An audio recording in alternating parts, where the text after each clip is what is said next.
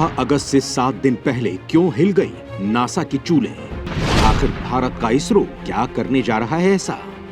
Elon Musk की बढ़ चुकी है बीपी, चीन के फूलने लगे हैं फेफड़े, भारत के छुटकू रॉकेट में क्या है ऐसा?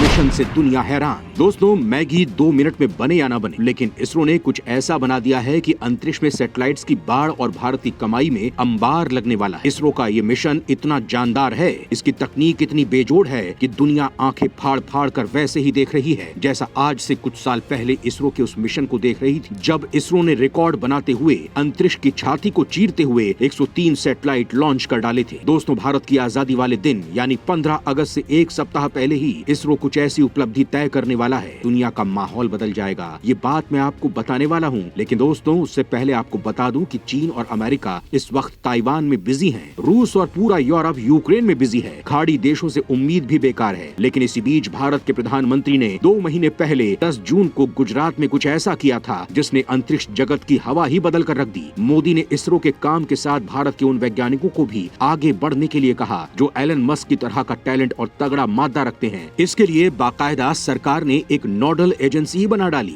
जो देखते ही देखते भारत की स्पेस इंडस्ट्री का नक्शा ही बदल चुकी है। और इसरो अब अमेरिका और यूरोप भागने वाले युवा टैलेंट को तेजी से साथ जोड़कर भारत ने एक साथ कई स्पेस एक्स जैसी कंपनियां खड़ी करवाने में लगा है। और अब तो इस मामले में नया ही तूफान आ चुका है, जिससे चीन की जड़ें हिल चुकी हैं और नासा समेत यूरोपीय देशों की स्पेस एजेंसियां भी हलकान हैं, क्योंकि एक इसरो उनकी हालत खराब किए पड़ा था, अब तो पूरी की पूरी फौज ही तैयार हो चुकी है। इस फौज का अंदाजा आप इस बात से लगा सकते हैं कि इसरो के बुलावे पर 100 से ज्यादा स्पेस कंपनियां तैयार होकर प्रोजेक्ट बना चुकी हैं। मतलब अब ये तूफान से पहले वाली शांति है। अब 7 अगस्त को इस बवंडर की पहली चिंगारी भड़कने वाली है, तो आखिर होने क्या वाला है? मोदी की प्लानिंग ने ऐसा क्या कर दिया है कि भारत अब भूचाल लाने वाला है?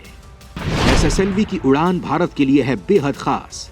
आजादी सेट देश की छात्राओं को करेगा नमन। तो दोस्तों, भारतीय अंतरिक्ष अनुसंधान संगठन 2 उपग्रहों को कक्षा में स्थापित करने के लिए 7 अगस्त को अपने सबसे छोटे वाणिज्यिक रॉकेट एसएसएलवी को प्रक्षेपित करेगा। आखिर इस रॉकेट की क्या है खास बात? क्यों इसे लेकर दुनिया भर में हो रही है चर्चा? इस रॉकेट लॉन्चिंग के बाद किन संभावनाओं का बाजार भारत के लिए खुल जाएगा? तो दोस्तों, रक्षा क्षेत्र की तरह ही प्रधानमंत्री मोदी ने भारतीय स्पेस प्रोग्राम को भी औद्योगिक करने की कोशिश की है, जिससे भारत की अर्थव्यवस्था को मजबूती मिले। भारत इस दिशा में कदम भी बढ़ा चुका है। दोस्तों, भारत उन गिने चुने देशों में शामिल है जिसके पास रॉकेट लॉन्चिंग तकनीक है। दुनिया के तमाम देश अपने सैटेलाइट को लॉन्च करने के लिए भारत की मदद लेते हैं और इसके लिए वो कीमत भी चुकाते हैं, जिससे भारत को कमाई होती है। प्रधानमंत्री मोदी ने इसके लिए इसरो को प्रोत्साहित किया है और इससे जबरदस्त मुनाफा हो रहा है।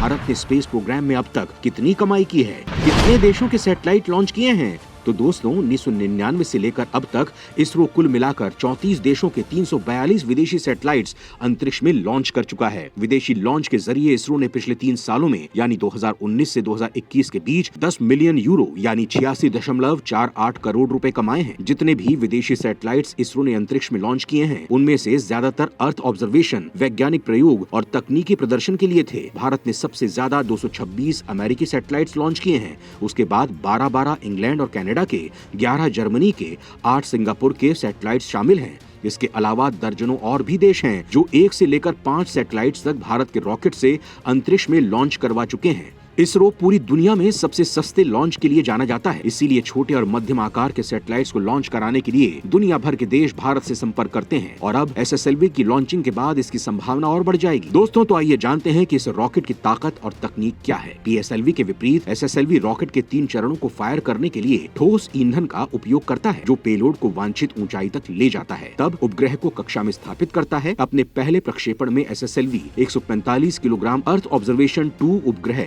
और आजादी सेट को कक्षा में स्थापित करेगा, जो कि 8 किलोग्राम का क्यूब सेट है, जिसे देश भर के सरकारी स्कूलों की 750 छात्राओं द्वारा स्वतंत्रता की 75वीं वर्षगांठ के अवसर पर डिजाइन किया गया है। इसरो के अधिकारियों के अनुसार एसएसएलवी का टर्न अराउंड समय कम है और इसे एक पखवाड़े के भीतर असेंबल किया जा सकता है, जिससे अंतरिक्ष एजेंसी को तेजी से बढ़ते लो अर्थ ऑर्बिट लॉन्च सेक्टर में लॉन्च ऑन डिमांड सेवा देने की अनुमति मिलती है। एसएसएलवी D1 रविवार को श्रीहरिकोटा के सतीश धवन अंतरिक्ष केंद्र से सुबह 9:18 पर आसमान में उड़ान भरेगा और अपनी 13.2 मिनट की उड़ान के अंत में 2 पेलोड को कक्षा में स्थापित करेगा।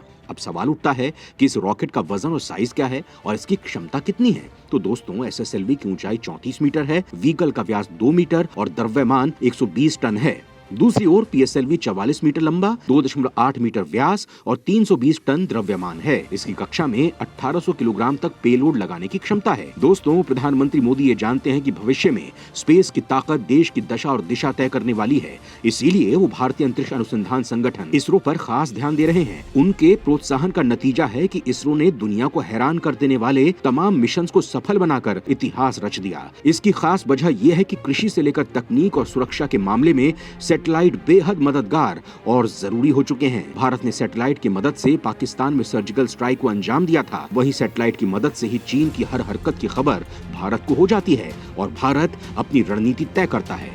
तो दोस्तों, इसरो की इस कामयाबी पर आप क्या कहना चाहेंगे, हमें जरूर बताएं।